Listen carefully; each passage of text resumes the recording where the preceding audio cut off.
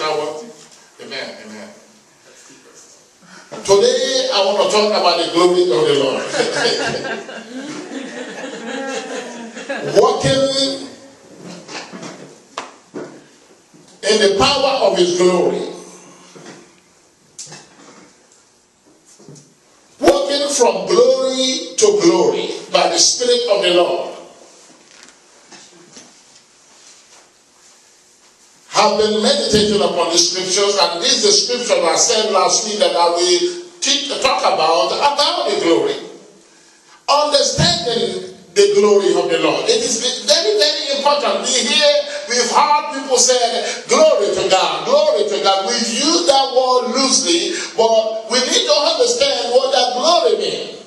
Turn with me to Isaiah chapter 60. The book of Isaiah chapter 60. When we get the understanding of what God's glory is and walk in that glory, you will see the blessing of the Lord manifested in your life. Because without the glory of the Lord, you cannot go nowhere in life. Because the Bible says in the book of Isaiah 43:7 that we are created for His glory. The reason why we were created for the glory of the Lord.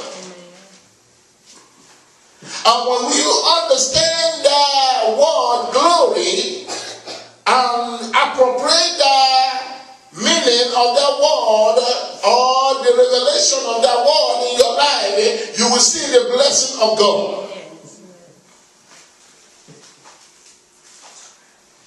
In the book of Isaiah chapter 60, from verse 1, the Bible says, "Arise, shine, for your light is come, and the glory of the Lord is risen upon thee. For behold, the darkness shall cover the heart, and gross darkness the people. But the Lord shall rise upon you, and His glory shall be seen upon you. And the Gentiles, that is the sinners, those who are lost, shall come to thy light, and kings to the brightness of thy shining." Understanding the glory of the Lord. That when the glory of the Lord is upon you, the Bible says you will arise, you will shine, because your light is come, and the glory of the Lord shall rest upon you. Now, notice the second verse said in chapter 2, verse 2, it said, "Even though darkness, behold, darkness shall cover the heart. Behold, affliction shall cover the heart. You will behold tests and trials, and every evil shall cover the heart." He said, "Even behold, gross darkness shall cover the people." That when things are going wrong all over the world, all over the heart, when affliction, when tests and trials are going forward to bring forth down the people, when the enemy is working hard to kill, to steal, and to destroy, the Bible says when you are under the presence of the glory of the Lord, the Bible says you will arise and you will shine, because your light is come, and the glory of the Lord shall rest upon you. That even with all that what is going on over the heart, even though the darkness that is going on over the people, the Bible says you will arise above your affliction. You will arise above that darkness. You will arise above every challenge. Because the glory of the Lord is upon you. Yes. The glory of the Lord. The Bible says the glory of the Lord was upon the saints in the Old Testament.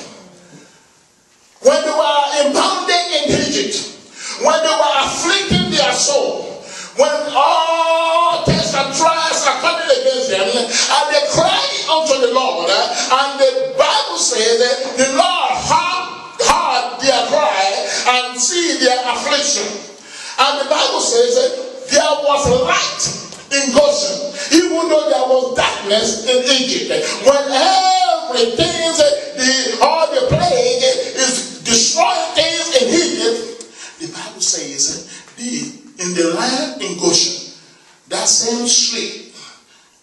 I'll say in Egypt, there was light. There was peace. Because the glory of the Lord is with them. Amen? Amen. When they were delivered to go forth into the promised land, the Bible said they could not go forth nowhere unless the glory of the Lord is with them. Then that gives us the opportunity to ask a question. What is the glory of the Lord? In the Old Testament, the word, the Hebrew word, glory is kabod, and that word means the presence of the Lord. The heaviness.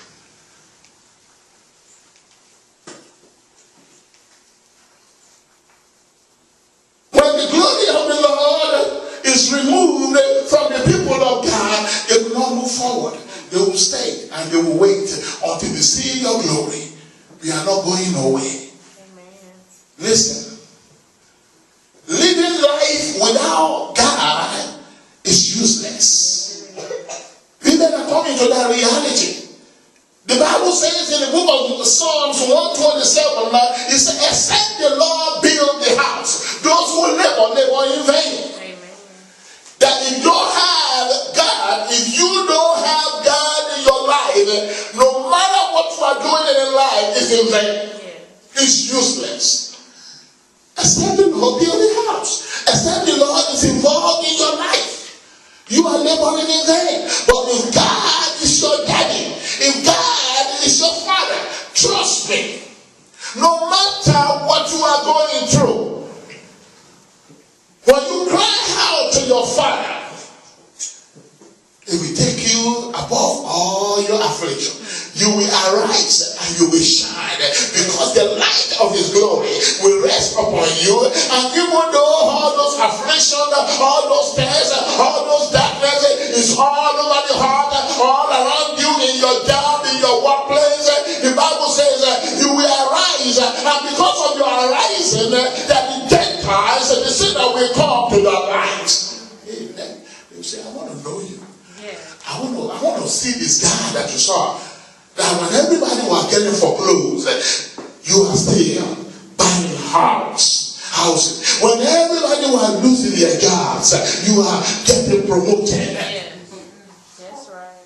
Arise, shine, because your light has come, and the glory of the Lord has risen upon thee. The glory of the Lord is the presence of the Lord. The glory of the Lord is the manifestation of God's goodness, wonderfulness, power, and blessing. It is the characters and ways of God as displayed through Christ and through the believers. Let me say this again. The glory of the Lord is the manifestation of God's blessing, God's goodness, wonderfulness, and prosperity. And it is the characters and ways of God as displayed through Christ, and through the believers.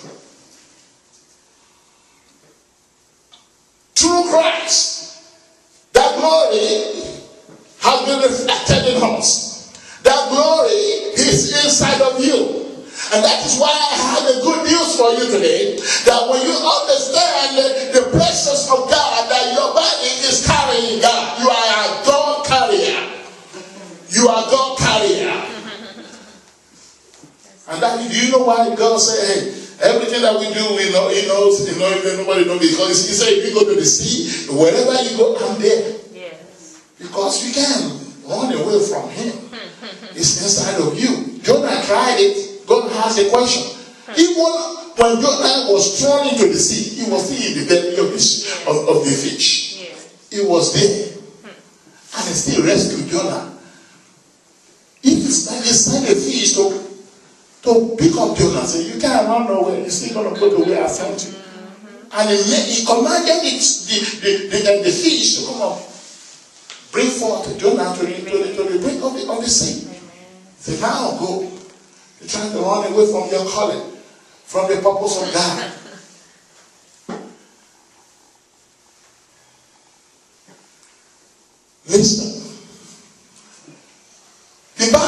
says in the book of Isaiah 43:7 that you are created. Mankind, we were created for the glory of the Lord.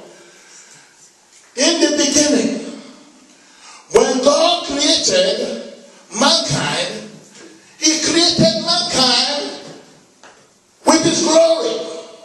We were crowned with His glory. The Bible says when He created the first Adam, He was worshiping, having a relationship with the first Adam. In the cool of the day, they were talking together.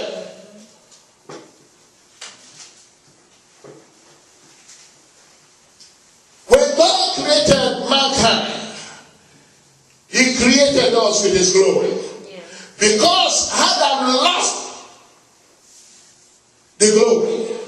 That's why the Bible says in Romans chapter 3 verse 23 that all have sinned and come short of the glory of the Lord. Do you know what that means? We have all sinned. And that is why we are short of the presence of the glory of the Lord.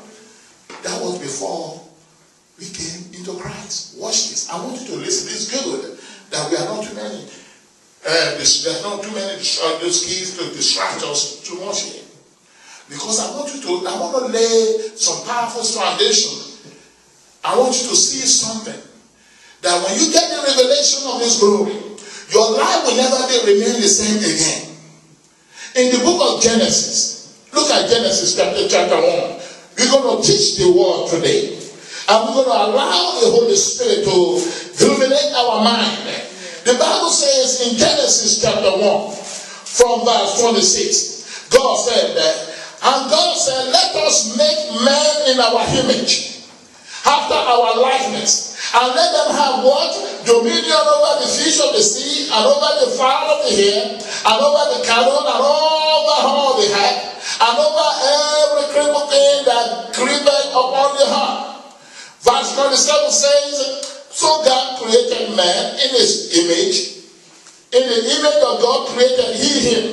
Male and female created He them. Notice, when God created man, it's not just talking about man as a gender. It's talking about male and female. And it's saying God created man. So don't say, oh, is it God only put the concentration on man? No, it's talking about male and female. It's talking about mankind.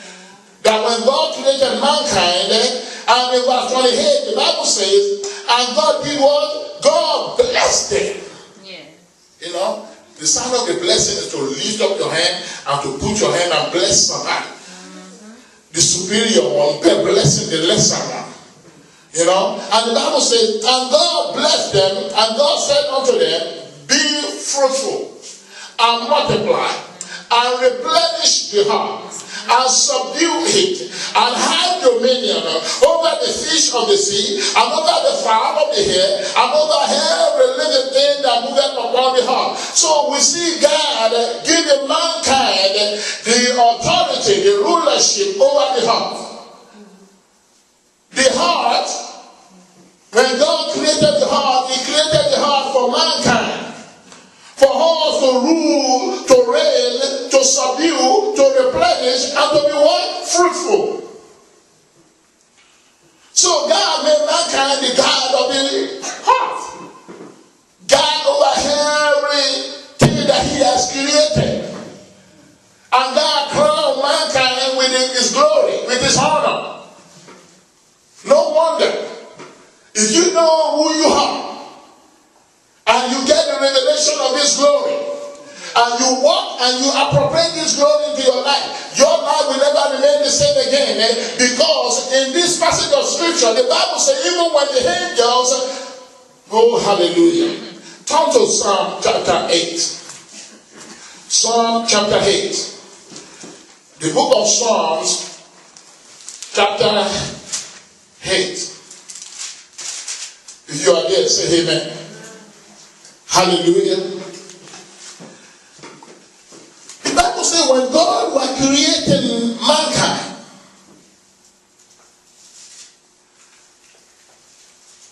the angels were wondering, what is man? The angels angels, they were wondering about this mankind that God was about to create. Look at verse 8. Chapter 8. Let us read from verse 3. Verse 3 says, when I consider the heavens, you know this is the word of the angels, because the angels spoke in time past in the Old Testament. Because the only way Moses could have written the Genesis, he was not born in the time of Genesis. It was the word of the angel that Moses recorded. So he was saying that when the angels, in this passage of scripture, in verse 3, he said, when I consider the heavens, the works of thy finger, the moon and the stars, which thou hast ordained. Verse 4 said, what is man? They were wondering, what is man that you are mindful of him, nor the Son of Man that you are visiting them?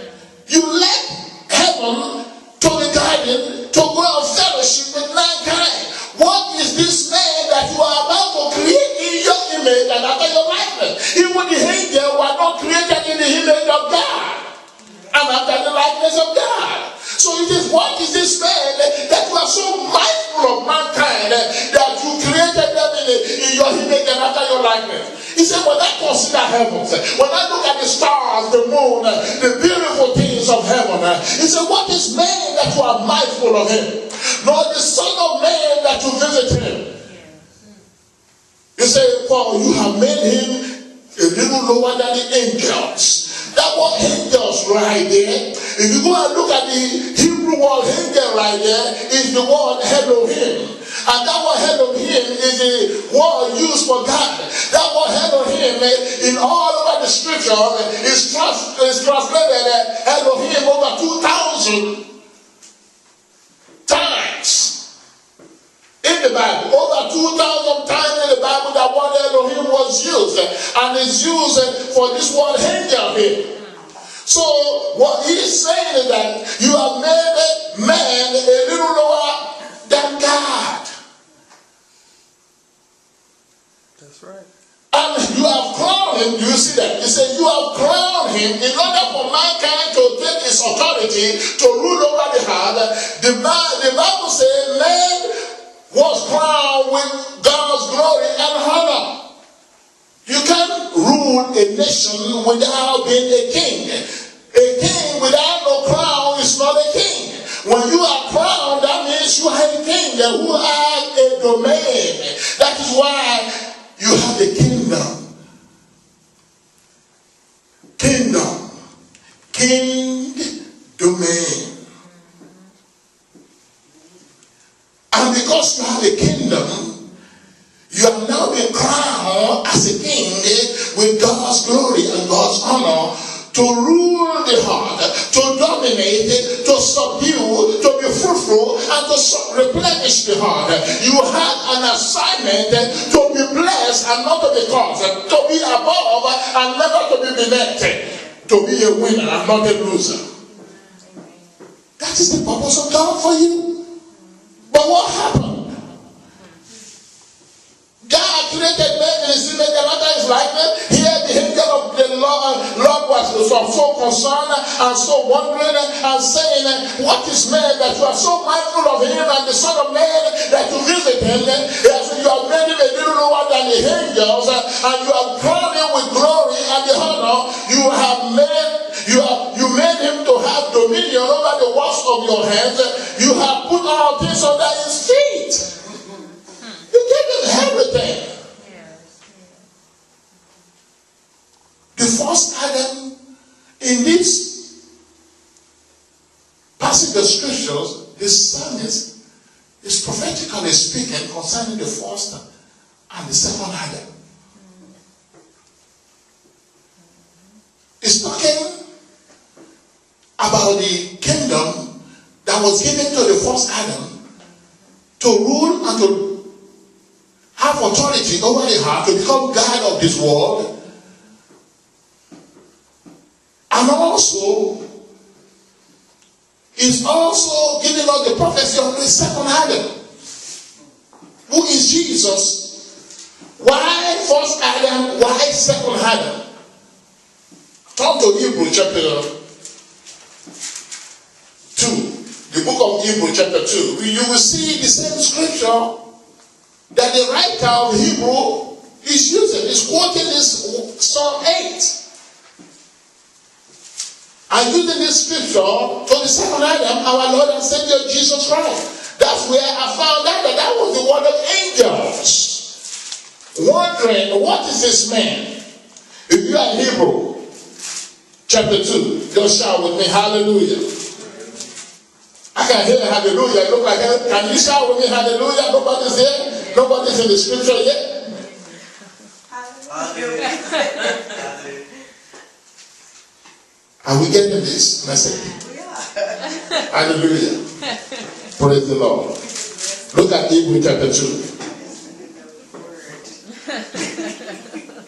Maybe I need to close the blind over there and close the other door and move Sister Ken into the middle and Sister Patricia in the middle. Hallelujah.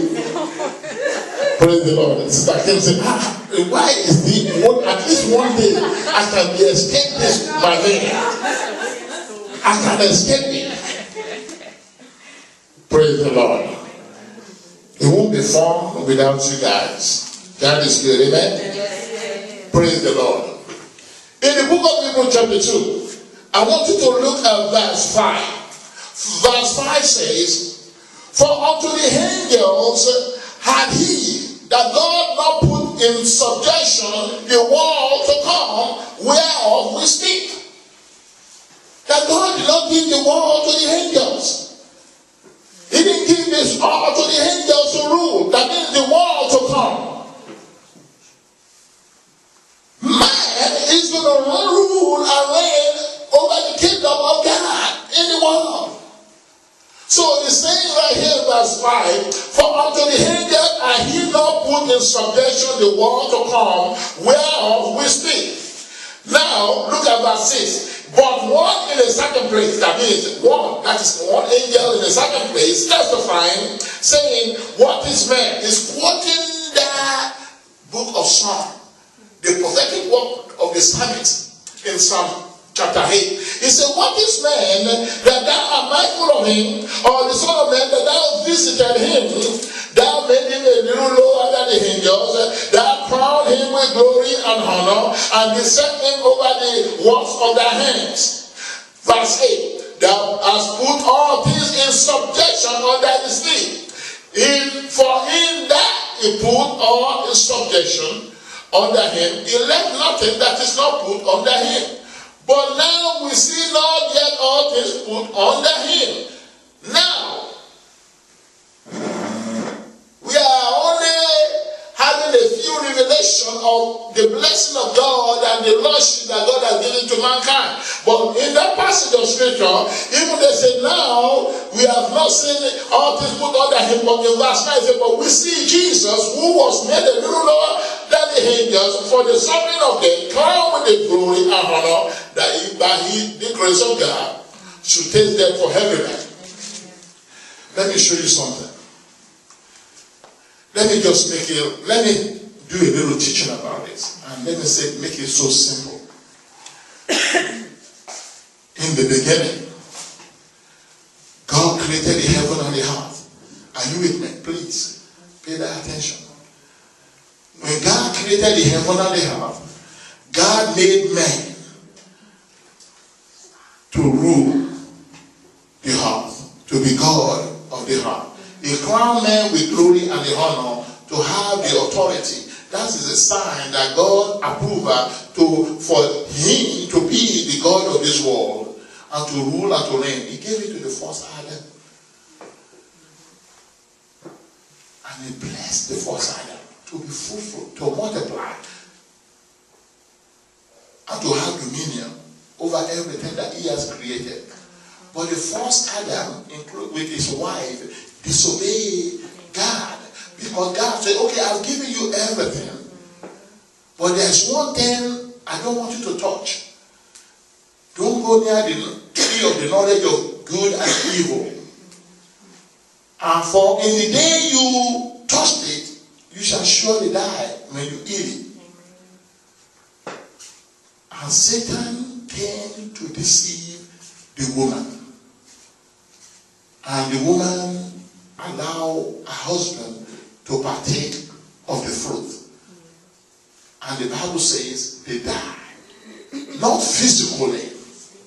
They did not die physically because Adam still lived over 930 years. Physically. But they died spiritually. What does it mean to die spiritually? They died without the presence of God. The glory of the Lord was removed out of their life. They died because when any time you hear the Bible talk about death, death means separation. Death means separation. They were separated from the glory.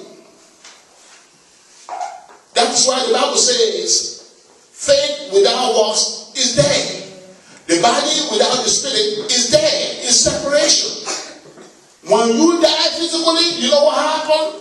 Your body is separated from your spirit and soul. Your spirit and soul go to heaven if you are in Christ, or go to hell if you are not in Christ. And you're going to live forever and ever, whether you are in Christ or not in Christ. You do not die. You will never die. When I say die, you will never cease to exist. You will never cease to exist. Whether you are Christian or non-Christian, whether you are saved or lost, you will live forever. You will not cease to exist, but you will have a different home. If you are in Christ, you will be in heaven. If you are not in Christ, you will be in hell, but you will live in hell forever, for eternity. That is your soul, but physically in this world, when you die, your body is separated from your soul and your spirit. That is why this body was made, was formed from the dust. See, you are created. I want you to get the understanding. You are created in the image and after the likeness of God. Before God and man were talking, because God is a spirit and mankind, they were spirits. They were created in the image and in the likeness of God. Go and read the book of Genesis. It was later God formed man from the dust, the body from the dust. He made that clay and put him that he has created in his image and after his likeness and put him inside that clay and breathed upon him the breath of life. And man became a living soul that we can now live on the heart. Because we cannot live in this world without a physical body. But when you die, the breath that you breathe upon mankind to become a living soul, the spirit and the soul come out from the body, and that body that came from the dust go back to the dust. Separation. Are you with me today? Now, when Adam and Eve disobeyed the Lord, they lost the glory. They died. According to what God told them, that in the day you eat the food thereof, you shall surely die. So they died spiritually. They died. No wonder the Bible says in the book of Romans, watch this. The book of Romans says, for all have sinned and fall short of the glory of God. Are you with me now? Because of what the first Adam did, and we are all from the seed of that Adam, we all have sinned. No wonder David said, in iniquity my mother conceived me. That's why when you hear people say, I was born like that, I was born there, I was born this, I was born there. Yes, you can be born like that. Why? Because you were born in sin. The seed of sin is that seed of sin that caused people to be born like that. And that is why we thank God, because God said, now if you want to claim that you are born like that, get born again. Get born again. We were all born in sin. Every one of us, we have our own weaknesses, even until today. But the teaching today is how to be transformed or to walk in His glory. That means from glory to glory to glory. That when you look back, you say, oh, Father, I thank you. I thank you. I thank you. Because I was a mess before. Amen. And I'm still reaching forward. That's why God loves you. Because you are doing every effort to grow. And not to stay where you are. The reason why you are going to heaven is not because of your perfection. Anyway, I don't care how much good you can be in your flesh. Your righteousness is filthy before God. God said the only way you qualify to come to heaven is you have Jesus Christ. Amen. He paid that price completely. Because anytime you will use your own goodness as a criteria or as a way to be accepted by God, then you are falling from grace. Because grace is not what you merited. Grace is an unmerited favor. You cannot brag about, oh, you know what? I have to stop smoking. I have to stop drinking. I have to stop cursing. I have to stop this and stop that so that God can accept me. No. How many things are you going to stop? You're going to stop the whole millions of sin in your life?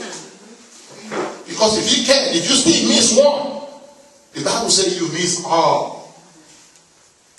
If you still speeding 40 miles on the 30 mile zone, you have missed adultery, fornication, murderers. You are equal with that person. So God said, you better don't let me judge you by what you do. Let me judge you through Jesus Christ.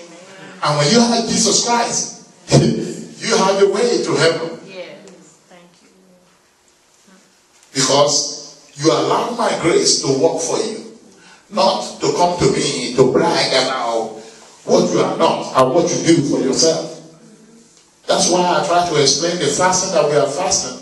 It's not to please God or to be acceptable by God. It's for you. The fasting is not for God. It's for you to say, I'm going to fight this fight. I'm not going to let the enemy put me down. I'm fighting against this fleshy desire of mine that is trying to stop me from walking in His glory. Amen? So when Adam lost the glory, we thank God. God knew that man will fall. Because the Bible says Jesus Christ was the Lamb that was slain before the foundation of the world. In other words, before God created the world, Jesus was already slain. Jesus already had an assignment to be the one that will be the Lamb of God that will die for the sins of the world. So God said, okay, before Jesus will come, let us choose the goat and the lamb to be the sacrifice for the sins of the people in the Old Testament. And that was a shadow. That was just a shadow of things to come. And God gave them the law. But the Bible says, if the law was perfect to bring people to God, why would He give us another commandment? The commandment of grace, of the law, of faith. So Jesus Christ came as the second Adam to bring us back into the glory that we lost through the first Adam. Jesus Christ had to come like a man. Please watch this very careful. Carefully watch this. God cannot just take the power from Satan who stole the kingdom. That's why the Bible says in 2 Corinthians chapter 4 verse 4 that Satan is the God of this world. How? Because the first Adam delivered the glory. Look at Luke. Let us look at the book of Luke right quick. Look at the book of Luke. Luke chapter 4. Luke chapter 4. Luke chapter 4. It's a blessing to get into the word and see the word for ourselves. How Satan gathered glory when he stole it from whom did he steal the glory from? Look at Luke chapter 4. If you are there, say amen with me. Amen. Hallelujah. Amen. And in the book of Luke chapter 4, the Bible is talking about the temptation of Jesus Christ after he was being baptized in the Jordan. The Bible says he was led by the Spirit to the wilderness, being tempted for 40 days and 40 nights. And in the book of Luke, in that chapter 4, I want you to look at verse 5. And verse 5 says, and the devil, taking him up into a high mountain, showed unto him, Jesus, all the kingdoms of this world in a moment of time. He showed everything to Jesus. See, he was going to tempt the second Adam like he did the first Adam, to make him sin. And if the second Adam has sinned, then we are all lost forever. So he took Jesus to the high mountain and showed him everything that he had collected from the seed from the first Adam. He showed him everything that he had stolen from the first Adam. And look at what it says in verse 6. And the devil said unto him, Jesus. Do you see that? In verse 6. He says, all this power will I give you. And the what? And the glory of them. He said, and the devil said unto Jesus, all this power, that means authority. That what power means. All this authority, give me another microphone. All this authority will I give you, and the glory of them. For that it is what? It is what? It is delivered unto me. Who delivered it to him? The first Adam. Are you with me? Who delivered the kingdom, the glory, the honor unto Satan? He didn't steal it, he just lied and took it. Yeah, he's a thief too, because the Bible says he comes to steal, to kill, and to destroy. He has been doing that from the beginning of creation. He went to the garden, lied to the woman, made the woman lie to the man, made the man eat the fruit, and then he took it. Because the Bible says Satan was bragging and he was telling Jesus. The Bible, there are some people or preachers that say this is not a temptation. Jesus, that was for Jesus. But the Bible says Jesus was tempted. Because Jesus became man. He was God. And he's still God. And the God that became man, he was working as a man. And he was ministering as a man, not as God. So, the Bible says he was tempted. And then, the devil said, and all this power will I give you, and all the glory of them, the blessing of them, the abundance of them, for that is delivered unto me, and to whomsoever I will give it. I will give it to anybody. You see, so you better bow down to me. And then you see, is that not what is happening today? Beautiful voice. Instead, he got all this working in the church before, and then all of a sudden, and God bless you, and you become one of the American Idol, and you get those glory. You see what Satan will offer you. Instead of using that voice to glorify God, you go and serve the devil. Amen. And sing for the devil. Yeah. And then when your life start coming down, and then you want to come back to God to sing for church. Yeah. But thank God for them coming into reality. Yes. I can thank God for men and women of God today that is singing glory. Yes. After they have left the church to sing for the world. So because of money. Is that not what the devil is saying to us today? We will do everything but church, but Jesus, but God. Then devil is saying, I will give you everything. I will do everything for you. If you will just do this, if you will just do that. If you will reject God. Because of money, because of power, because of authority, because of all the things that we desire, and we surrender under his authority and let the blessing. Satan is not the one that is going to bless you. It's God. If he has given you something, he will take it back. One way or the other. So, because he took the glory and the kingdom, that was why Jesus had to come. Jesus had to come to take back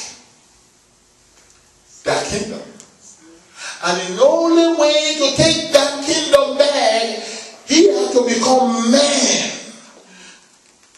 That is why in the book of Hebrews chapter 10 that Jesus said, all the sacrifice of the Old Testament that they were killing lamb and the goat, it's not pleasing to God. It's just a foreshadow of things to come. It's just for just a temporary thing. He says that I have the original lamb. He said, God, prepare a body for me. Make me like a man. So the word became flesh to dwell upon the world. So he said, prepare a body for me because it is written of me to go and do your will, O Lord. What was that will? To lay down his life, to take back the glory, the power, and the authority, and to give it back to the church. So Jesus Christ, the second Adam, came for the purpose to die. He died for sinners like me and like you. The Bible says when the fullness of the time was come, in the book of Galatians chapter 4 verse 4, that when that fullness of time was come, God sent forth his son, made of a woman, made and born under the law, to deliver them. To deliver us who are under the law, who are under bondage. So the Bible says for this purpose, the Son of God was manifested to do what? He was manifested to deliver us from the hands of the devil. To destroy the works of the devil in our life. To take the authority and the power of sin that the devil is using to rule and to reign over our life. Now, the Bible says in the book of Hebrews, I believe it's chapter 2 verse 10, the Bible says the captain of our salvation. Look at the book of Hebrews. We are doing study today. We are doing study today. Look at the book of Hebrews. I want you to get that great understanding. Look at the book of Hebrews chapter 2.